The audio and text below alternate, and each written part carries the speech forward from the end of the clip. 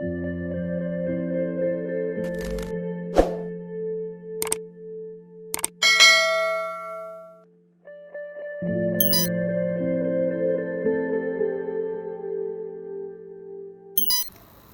बच्चों, स्वागत है आपका हमारी हिंदी की क्लास में। तो बच्चों, आज हम हमारी हिंदी की क्लास में करेंगे व्याकरण का बहुत ही महत्वपूर्ण भाग छंद।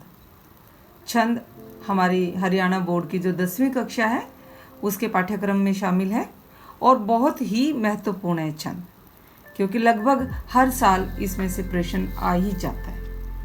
तो ये छंद समझना बहुत ही जरूरी है। तो आइए, तो पहले हम बात करते हैं छंद की परिभाषा। छंद है क्या? जिस प्रकार हम अलंकार करते हैं, अलंकार अर्थात जिन शब्दों से काव्य की सुंदरता बढ़ती है उन्हें हम अलंकार कहते हैं। उसी प्रकार छंद की परिभाषा होगी। छंद उस काव्य रचना को कहते हैं जिसमें मात्राओं की संख्या निश्चित होती है। इसमें यति, गति, तुक आदि पर विशेष बल दिया जाता है। तो ये तो होगी हमारी छंद की परिभाषा। इसमें यति, गति, मात्रा, इन सब का बहुत ध्यान रखा जाता है और इन्हीं के आधार पर छंद का निर्माण किया जाता है। तो सबसे पहले हम करेंगे छंद के अंग या तत्व, कि छंद का निर्माण जब किया जाता है उसके मुख्य अंग कौन से हैं जिनकी सहायता से छंद पूर्ण होता है, छंद बनता है। तो आइए हम शुरू करते हैं। छंद के अंग कौन कौन से? तो पहला है चरण। चरण को हम पद या पाद भी बोलते हैं।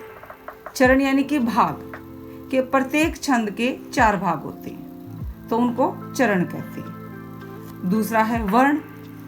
वर्णों के माध्यम से ही छंद का निर्माण किया जाएगा। तीसरा बहुत महत्वपूर्ण अंग है मात्रा, क्योंकि मात्राओं के आधार पर ही हम छंद की पहचान करते हैं। कौन सी मात्रा है, कितनी मात्राएं हैं, तो उसके आधार पर छंद की पहचान की जाती है। अगला भाग है हमारा क्रम। कुछ छंदों में वर्णों की जो क्रम होते हैं उन पर विशेष ध्यान दिया जाता है। उनके क्रम के अनुसार ही उनकी पहचान की जाती है। तो क्रम बहुत जरूरी है। यति, यति यानी विराम या ठहराव। जब हम कोई भी छंद पढ़ते हैं या करते हैं, लिखते हैं, तो उसमें एक विराम भी आता है बीच में, उसको हम यति बोलते हैं। जहाँ पर कुछ समय के लिए हमें विराम चाहिए होता है या ठहराव हम उसको बोलते हैं, उसे यति कहा जाता है। यति के बाद गति। गति यानी कि प्रवाहमयता, लयात्मकता, कि किस लय में छंद की लय क्या है, उसका प्रवाह किस प्रकार है, किस पर निर्भर कर रहा है। तो ये बहुत ही ज़रूरी है। और अगला है तुक।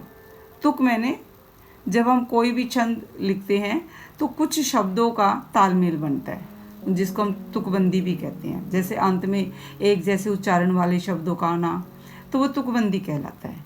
और अंतिम और 8वां होगा हमारा गण।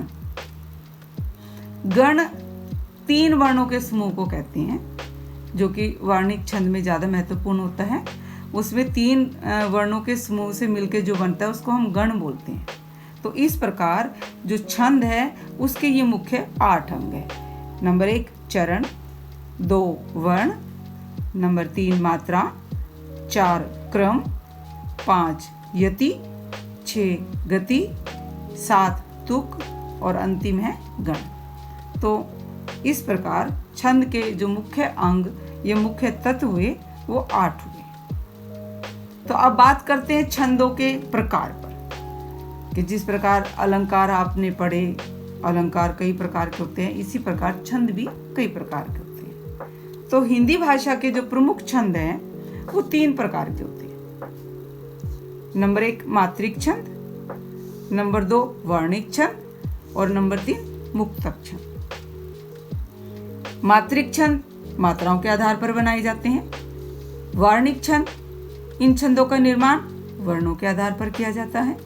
और मुक्तक छंद, जैसा कि नाम से ही जाहिर है, मुक्त से मुक्तक बना है। इसमें किसी प्रकार का कोई बंधन नहीं होता, न मात्राओं का न वर्णों का, तो उसको हम मुक्त छंद कहते हैं। तो आगे इनके बारे में विस्तार से पढ़ने से पहले हम बहुत ही महत्वपूर्ण भाग है वो करेंगे कि छंदों में मात्राओं का विशेष महत्व होता है। खासतौर पर जो मात्रिक छंद है इसमें मात्राओं का विशेष महत्व होता है। मात्राओं के आधार पर हम छंद की पहचान करते हैं।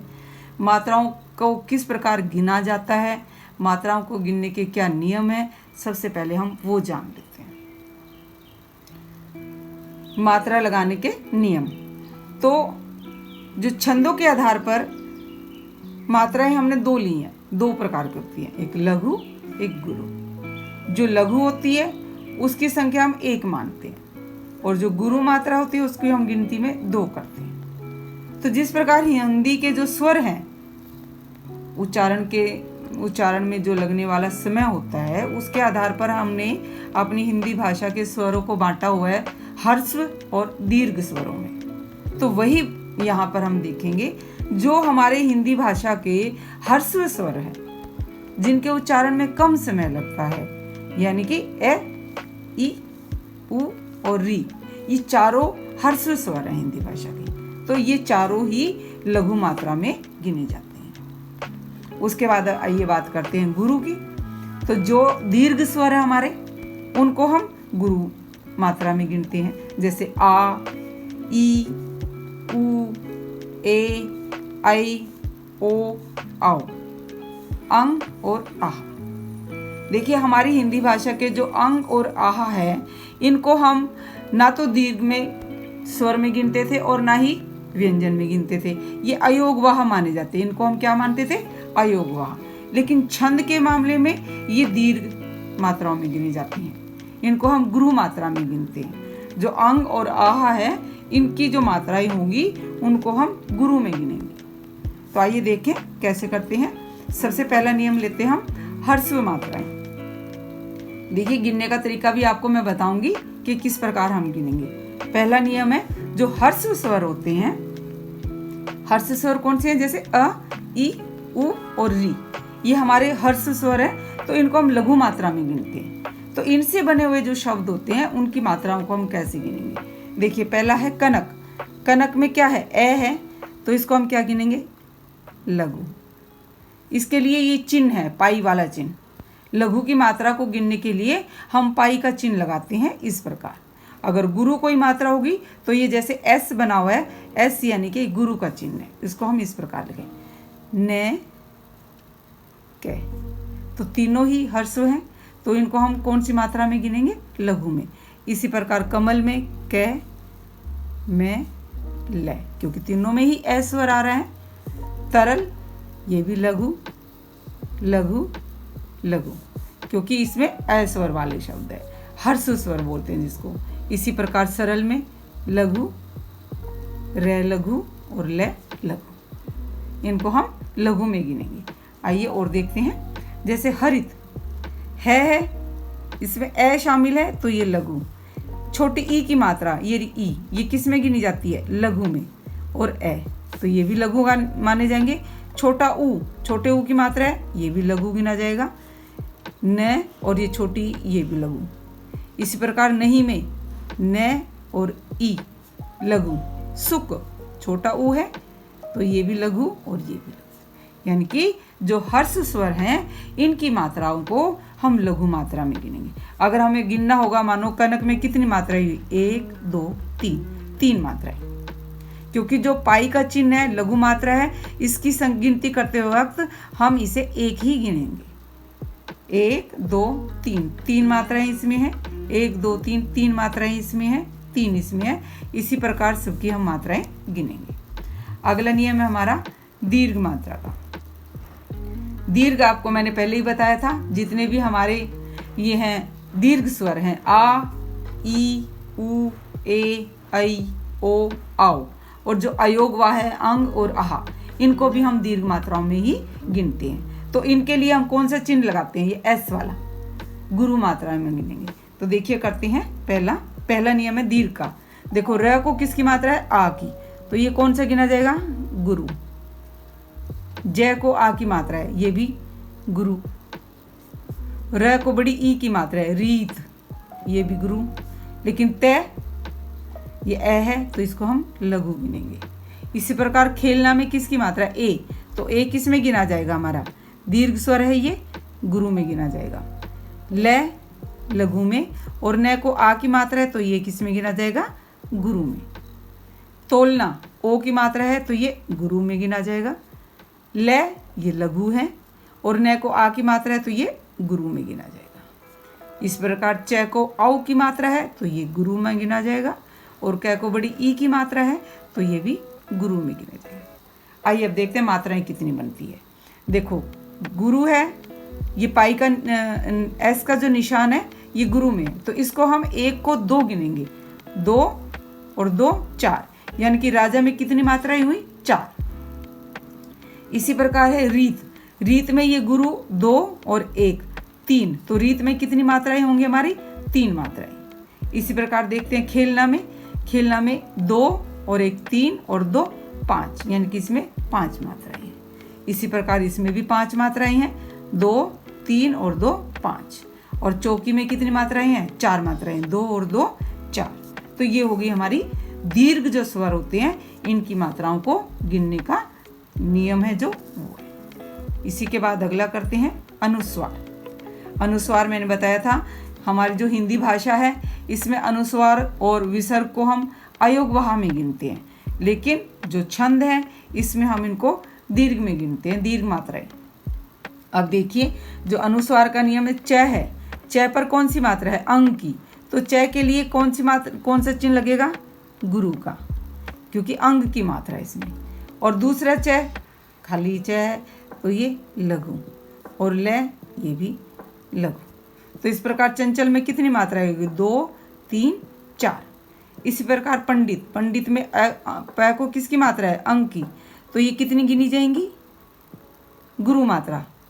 ड को छोटी ई की मात्रा है तो छोटी ई लघु में आती है, तो ये 1 मात्रा। त 1 मात्रा। तो पंडित में कुल कितनी मात्राएं हुई? 2 3 4। इसी प्रकार देखिए कंकड़, का को किसकी मात्रा है? अंग की, तो ये गुरु में गिनी जाएगी। क ये लघु है, अड़े ये भी लघु है, तो इसकी भी 4 मात्राएं होगी। इसी प्रकार देखिए पंकज, प में अंग की मात्रा है तो ये गुरु और ये लघु।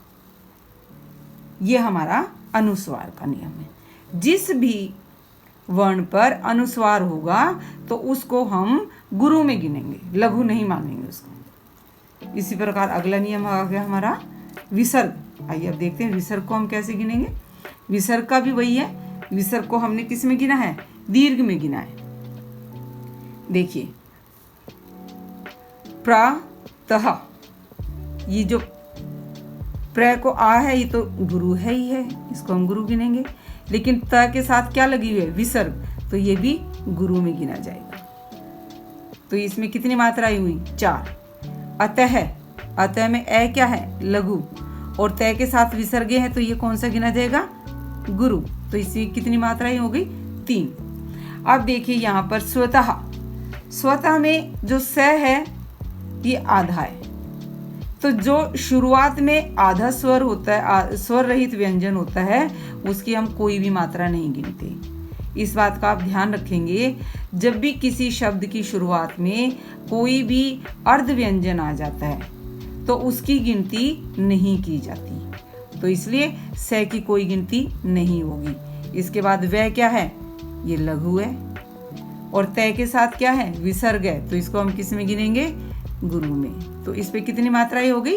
3 मात्राएं। इसी प्रकार दुख, देखिए द में वैसे छोटे ऊ की मात्रा है, लेकिन इसके साथ विसर्ग लगी है तो इसको हम गुरु गिनेंगे। और ख ये लघु, इसकी भी 3 मात्राएं होगी। इसी तरह देखिए मंगल, मंगल में क्या है? अनुस्वार है, अनुस्वार है तो ये किस में गिना जाएगा? गुरु में। ग ये लघु में, और ल भी लघु में। तो मंगल में कितनी मात्राएं हुई? 2 3 4, 4 मात्राएं। तो आइए अगला नियम करते हैं। इसी प्रकार देखिए अगला नियम है स्वर रहित कुछ व्यंजन होते हैं, उनकी मात्राएं हम किस प्रकार गिनेंगे। इस पर भी आपको ध्यान देना है, इतना मुश्किल नहीं है, थोड़ा सा ध्यान देना है। देखिए कुछ हमारे स्वर रहित व्यंजन होते हैं जिनमें स्वर नहीं होता, जिनको हम आधा अक्षर बोलते हैं, आधा व्यंजन बोलते हैं, उनकी मात्राओं के बारे में मैं आपको बताऊंगी। सबसे पहली बात तो ये है कि जो आधा व्यंजन होता है उसकी मात्रा नहीं गिनी जाती, लेकिन यदि आधा व्यंजन किसी शब्द के बीच में आ रहा है उसका क्या प्रभाव पड़ता है ये हम देखेंगे। देखिए जैसे यहाँ श्याम, श्याम शब्द में शुरू में ही आधा श आ रहा है तो हम इसकी मात्रा नहीं गिनेंगे। इसके बाद या यानी कि गुरु है तो इसकी गुरु मात्रा, और मैं लघु है तो इसको हम लघु ही गिनेंगे। अर्थात जब शब्द में, किसी भी शब्द में आरंभ में ही आधा व्यंजन आ जाता है तो उस मात्रा की गिनती नहीं की जाती। अर्ध व्यंजन की तो हम गिनती करते ही नहीं है। हाँ, उसके कारण दूसरे व्यंजन कई बार प्रभावित हो जाते हैं। ये देखिए ऐसे, जैसे अगला हमारा शब्द है कृष्ण। कृष्ण में क्री है, ये वैसे तो देखो लघु मात्रा है क्योंकि री लघु ह्रस्व व्यंजन है तो इसलिए लघु है, लेकिन इसके बाद आधा श आ रहा है। अब इस आधे व्यंजन का क्या होगा, ये जो आधा व्यंजन है इस अपने से पहले वाले व्यंजन में मिल जाएगा और उसको गुरु कर देता है। इसीलिए जो ये क्री है ये लघु ना होकर गुरु माना जाएगा, गुरु मात्रा मानी जाएगी। और अर्ण तो है ही लघु, तो इसकी कितनी मात्राएं होंगी, कुल 2 ये और 1, 3 मात्राएं। इसी प्रकार देखिए सच्चा शब्द है। सच्चा में से वैसे तो देखो लघु मात्रा है, लेकिन इसके तुरंत बाद आधा च आ रहा है।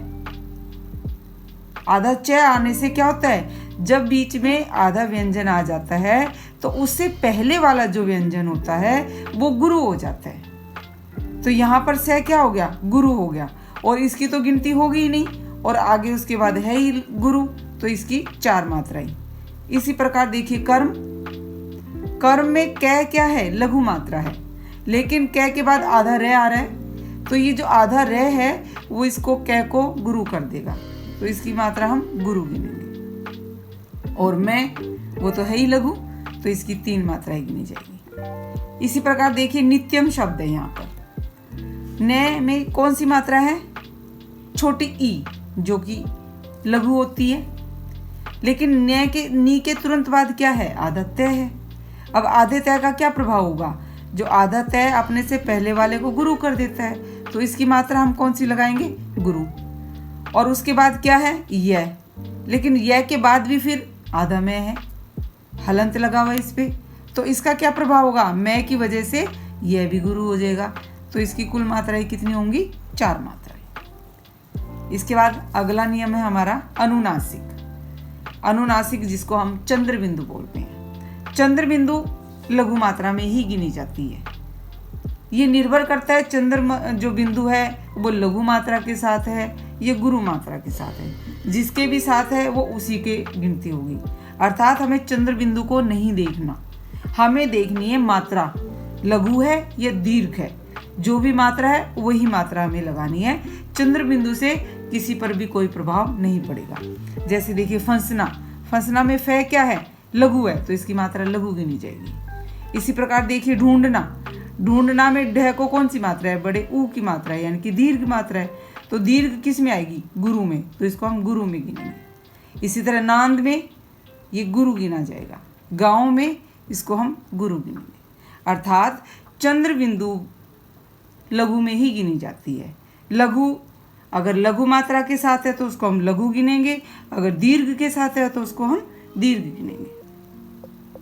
इसी प्रकार आइए बात करते हैं हमारे संयुक्त व्यंजन है हिंदी भाषा में, जो मैं आपको बताना चाहूँगी। क्ष, त्र, ज्ञ, ज्य जिसको हम बोलते हैं, और श्र श्रेणी वाला, ये भी संयुक्त व्यंजन होते हैं। ये भी 2 व्यंजनों से मिलकर बनते हैं। जैसे क्ष है वो कै और श से मिलकर बनते हैं, इसमें कै आधा होता है और श पूरा होता है।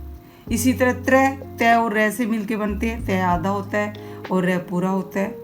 इसी तरह जय, जय और न्याय से मिलकर बनते हैं, उसमें जय आधा होता है और न्याय पूरा होता है। और श्रय, श और रे से मिलकर बनते हैं। तो इसके भी हम नियम देखते हैं। जब संयुक्त अक्षर आ जाता है बीच में, संयुक्त व्यंजन आ जाता है, उसको हम कैसे लेंगे। अब देखिए उसमें वही नियम है जो हमने स्वर रहित में किया था।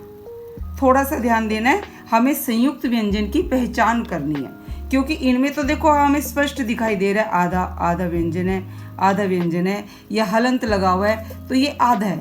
हमें तुरंत पता लग जाता है कि यहाँ पर आधा अक्षर है, तो इससे पहले वाली मात्रा दीर्घ हो जाएगी, गुरु हो जाएगी। लेकिन जो संयुक्त व्यंजन होते हैं कई बार हम ध्यान नहीं देते इन पर। क्षय, त्रय, ज्य, ये श्रय बीच में आ जाते हैं, तो उसको हम कई बार ध्यान नहीं दे पाते कि ये संयुक्त व्यंजन है, दो व्यंजनों से मिलकर बना हुआ है, तो उसमें हम कई बार गलती कर जाते हैं। तो आइए देखते हैं। जैसे कक्षा, कक्षा में कै क्या है? लघु है, यहाँ पर लघु मात्रा है। लेकिन उसके तुरंत बाद आ रहा है क्षय, और क्षय किससे मिलके बना है? कै और क्षय से मिलके बना है। तो कै इसमें आधा है, तो इसका क्या प्रभाव होगा? इससे पहले वाला जो कै है वो दीर्घ हो जाएगा, और उसके बाद वो तो है ही गुरु, तो ये दोनों मात्राएं गुरु गिनी जाएगी। इसी प्रकार देखिए शिक्षक, शिक्षक में क्षय लघु है, लेकिन उसके तुरंत बाद क्षय जो कि संयुक्त व्यंजन है, जो कै और क्षय से मिलकर बना है, कै आधा है, तो ये गुरु मात्रा हो जाएगी। इसी प्रकार यहाँ ध्यान दीजिए क्षमा, क्षमा में ये शुरू में ही संयुक्त व्यंजन आ रहा है, और संयुक्त व्यंजन किससे मिलकर बना है? कै, ये जो मैंने आपको बताया कै और क्षय से मिलकर बना है। कै इसमें आधा है, तो मैं आपको पहले ही बता चुकी हूँ, जब किसी शब्द के आरंभ में अगर कोई आधा व्यंजन हो जाता है तो उसकी गिनती नहीं करते हैं, तो ये लघु ही गिना जाएगा, और माँ तो है ही दीर्घ, ये दीर्घ हो जाएगा। इसके बाद ये जय, देखिए यह लघु है, लेकिन इसके तुरंत बाद जय है, तो जय भी दो व्यंजनों से मिलकर बना हुआ है, जय आधा है, तो इससे गुरु हो जाएगा। तो ये तो थे हमारे संयुक्त अक्षर से संबंधित नियम। मैंने आपको बताया है, बहुत अच्छे से आप इनका ध्यान देंगे, क्योंकि मात्राओं की पहचान करना बहुत ज़रूरी है। जब आप मात्राओं की गिनती करना सीख जाएंगे, मात्राएं लगाना सीख जाएंगे, तो आपको छंदों की भी पहचान तुरंत हो जाएगी। तो ये जो मात्रा लगाने के नियम है, ये बहुत ही महत्वपूर्ण है। तो आपको आशा करती हूँ आपको ये समझ आ गए होंगे। आइए इसके बाद हम आगे करते हैं, जो छंद के प्रकार हैं उनके बारे में बात करते हैं। छंद 3 प्रकार के होते हैं मुख्य से, मात्रिक छंद, वर्णिक छंद और मुक्तक छंद। मात्रिक छंद वो छंद होते हैं जो मात्राओं के आधार पर जिनका निर्माण किया जाता है, मात्राओं की गिनती के ऊपर उनके होते हैं। वर्णिक छंद, जिन छंदों का निर्माण वर्णों के आधार पर किया जाता है, वो वर्णिक छंद होते हैं। और मुक्तक छंद मैं आपको पहले ही बता चुकी हूँ, मुक्तक छंद में ना ही मात्राओं का ध्यान दिया जाता है, ना ही वर्णों का, ना यति, गति, गण, कोई भी बंधन नहीं, मुक्त, आजाद, जैसे कवि के मन में जो भाव आ रहे हैं, जिस प्रकार वो अपने भाव व्यक्त करना चाहता है, उसको खुली छूट है। उसे ना ही मात्राओं का देखना है, ना ही उसको यति गति का देखना है। मुक्त रूप से अपने भावों को अपनी कल्पनाओं के साथ जोड़कर जो मुक्त रूप से लिखा जाता है, वो मुक्तक छंद कहलाता है। मैं आपको बता देना चाहती हूँ, मुक्तक छंद का निर्माण हमारे जो हिंदी साहित्य के कवि हैं सूर्यकांत त्रिपाठी निराला जी ने ही किया था। सबसे पहले उन्होंने ही इस छंद का प्रयोग किया था। तो आइए अब थोड़ा सा इन छंदों के बारे में मैं आपको बता देती हूँ, क्योंकि हमारे 10वीं कक्षा के जो पाठ्यक्रम है उसमें दोहा और चौपाई छंद है और बहुत महत्वपूर्ण है, इसलिए मैं इनका आपको एक संक्षिप्त परिचय देकर दोहा और चौपाई छंद के बारे में विस्तार से बताऊंगी। तो पहले आ गए हमारे मात्रिक छंद। मात्रिक छंद के भी 3 भेद हैं, एक सममात्रिक छंद, एक अर्ध सममात्रिक छंद और एक विषम मात्रिक छंद। सममात्रिक, सम मैंने जो समान हो, नाम से ही लग रहा है, जिस छंद की मात्राएं समान होती है। इसमें 4 छंद आते हैं हमारे, चौपाई छंद, रोला छंद, गीतिका छंद और हरि गीतिका छंद। प्रत्येक, जैसे चौपाई छंद है, इसके 4 चरण होते हैं,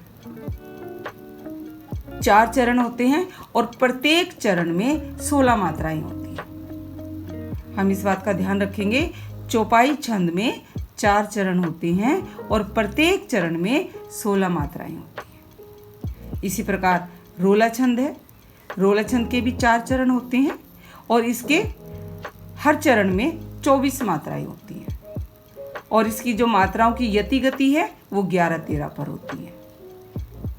4 चरण और प्रत्येक चरण में 24 मात्राएं और उनकी यति गति 11 और 13 पर होती है। 11 पर यति, फिर आगे विराम, 13 मात्राएं। इसके बाद गीति का छंद है, इसके भी 4 चरण होते हैं। इसकी 26 मात्राएं होती है। देखिए मात्राएं बढ़ती जा रही हैं। चौपाई में 16 मात्राएं थी, रोला छंद में 24 मात्राएं हैं, गीति का छंद में 26 मात्राएं होंगी। 4 चरण है और प्रत्येक चरण में 26 मात्राएं हैं और इसकी मात्राओं की यति गति 14 और 12 पर होती है। और उसके बाद चौथा छंद है हरि गीति का छंद। इसके भी 4 चरण हैं और इसके प्रत्येक चरण में 28 मात्राएं होती हैं और 16-12 पर इनकी यति और गति होती है। तो ये तो हो गए हमारे सममात्रिक छंद, यानी कि इनके प्रत्येक चरण में मात्राएं समान होती है।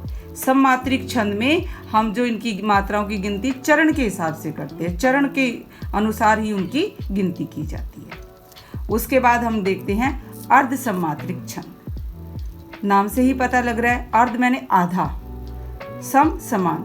जिस छंद की आधी मात्राएं समान हो, आधे चरण की मात्राएं समान हो, वही सममात्रिक में पूरे चरण जैसे सभी चरणों की मात्राएं समान थी और इसमें आधी आधी होगी। तो देखिए सबसे पहले इसमें आता है दोहा छंद। चरण तो इसमें भी 4 होते हैं, लेकिन इसका जो पहला और तीसरा चरण होता है उसमें 13 मात्राएं होती है।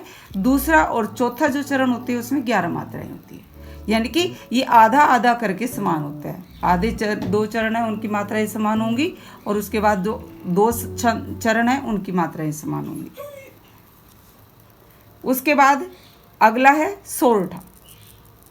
सोरठा छंद होता है वो दोहा छंद के बिल्कुल विपरीत होता है।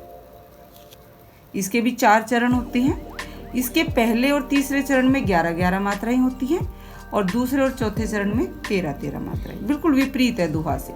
दोहा में पहले और तीसरे में 13 होती है, दूसरे और चौथे में 11 मात्राएं होती है, लेकिन सोरठा में पहले और तीसरे चरण में 11-11 मात्राएं होती है, दूसरे और चौथे चरण में 13-13 मात्राएं होती है। उसके बाद अगला छंद है बरवई छंद। इनके पहले और तीसरे चरण वही 4-4 हैं सब में। इसके पहले और तीसरे चरण में 12-12 मात्राएं होती हैं और दूसरे और चौथे चरण में 7 मात्राएं होती हैं। और चौथा है उल्लाला छंद। इसके भी 4 चरण होते हैं। पहले और तीसरे चरण में 15 मात्राएं होती है, 15-15, और दूसरे और चौथे चरण में 13-13 मात्राएं। तो ये इसलिए इसको अर्ध सममात्रिक छंद कहा जाता है, क्योंकि इसके 2-2 चरण आधे आधे करके समान मात्रा में होती है इनकी मात्राओं की। तीसरा प्रकार है इसका मात्रिक छंद का विषम मात्रिक छंद। नाम से ही स्पष्ट है विषम। विषम माने जो समान ना हो, अर्थात जिस छंद की मात्राएं समान नहीं होती उसको हम बोलेंगे विषम मात्रिक छंद। इसमें 2 ही छंद होते हैं, एक तो कुंडलियां और दूसरा छप्पे। और इसकी ये विशेषता है कि जो ये कुंडलिया छंद है ये 2 छंदों से मिलकर बना है, दोहा और रोला। दोहा जो कि एक अर्ध सममात्रिक छंद है, रोला सममात्रिक छंद है।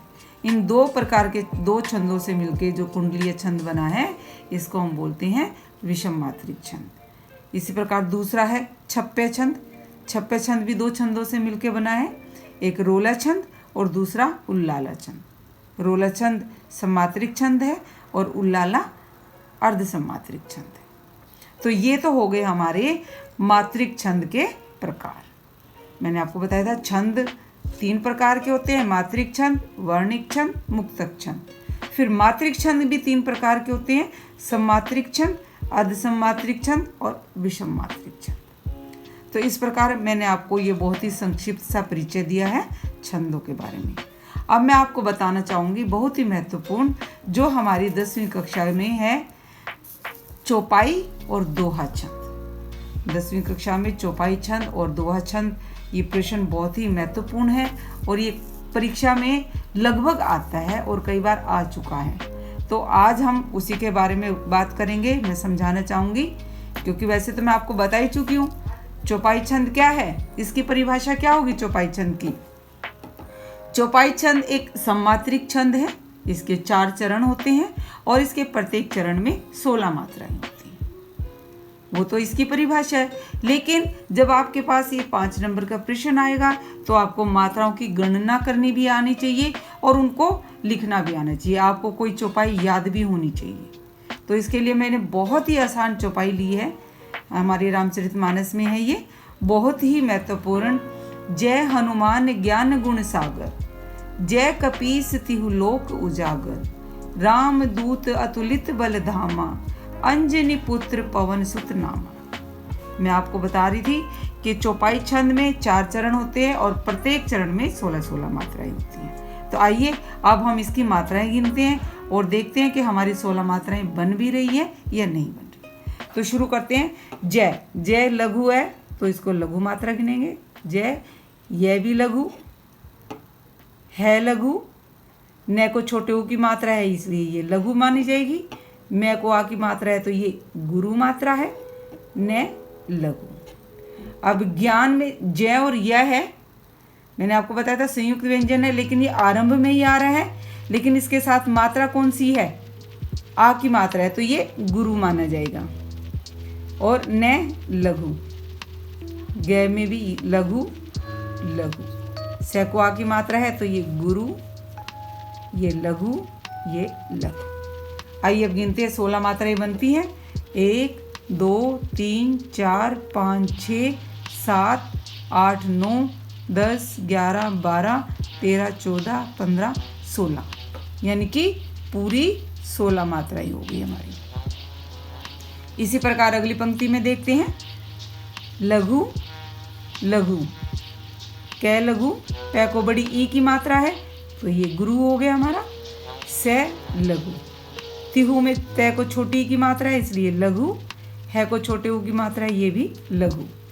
ल को ओ की मात्रा है, ओ गुरु होता है। कै लघु, उजागर छोटा ऊ है तो ये लघु। जय को आ की मात्रा है तो ये गुरु, ये लघु, ये लघु। फिर गिनते हैं 1 2 3 4 5 6 7 8 9 10 11 12 13 14 15 16। देखिए प्रत्येक चरण में 16 मात्राएं आ रही हैं। इसी तरह अगली तीसरी पंक्ति देखते हैं। राम, राम में रा गुरु, मैं लघु। दूत में दै को बड़े ऊ की मात्रा है तो दू गुरु, लघु। अतुलित, ए लघु, लघु, लघु, लघु। बल, लघु, लघु।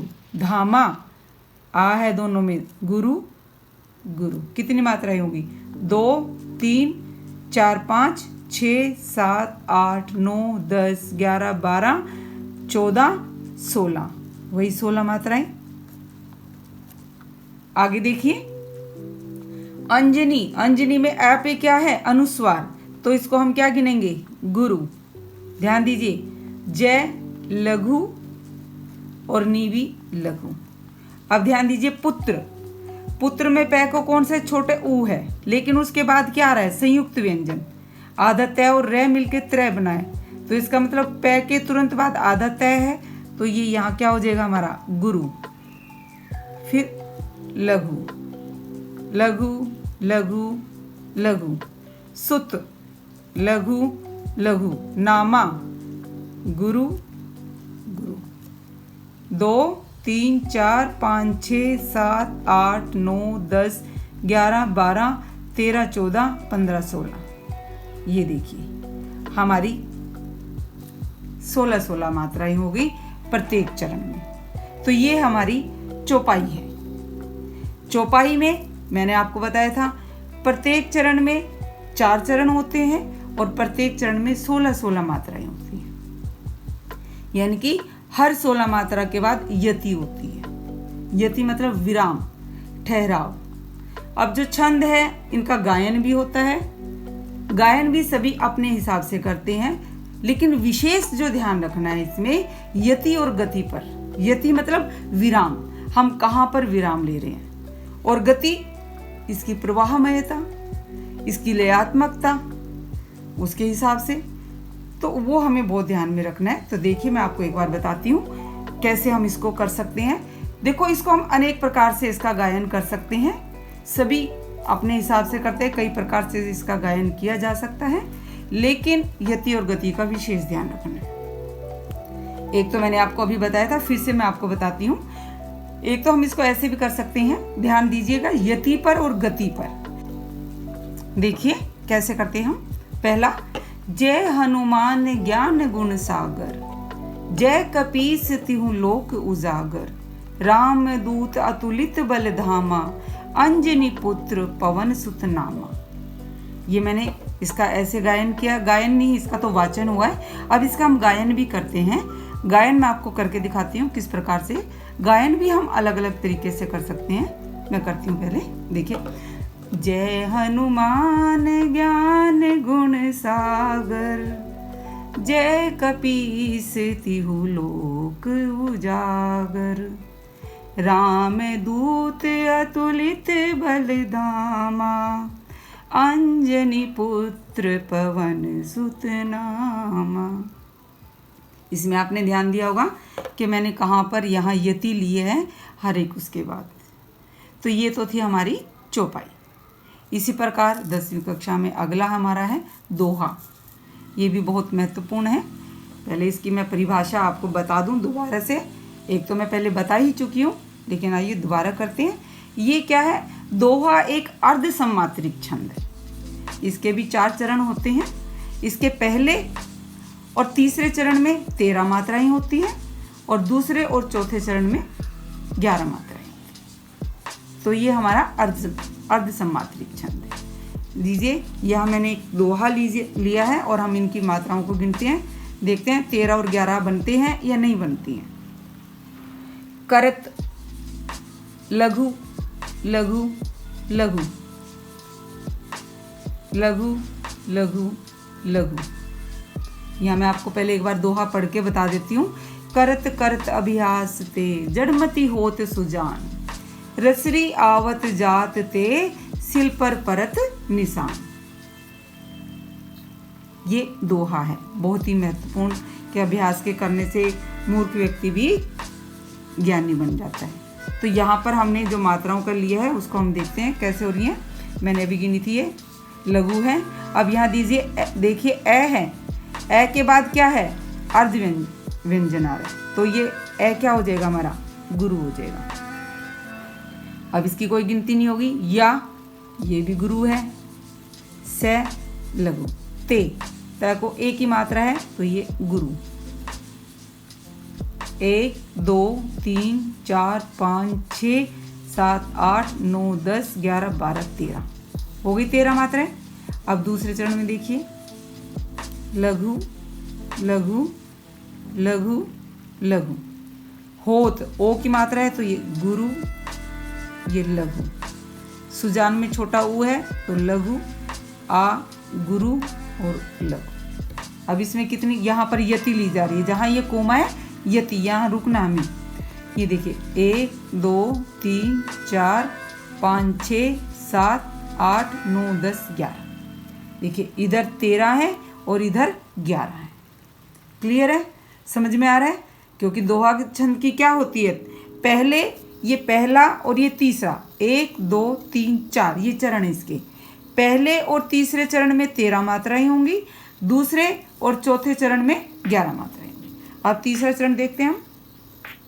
लघु लघु, र को बड़ी ई है तो गुरु। आवत, आवत में आ गुरु, लघु लघु।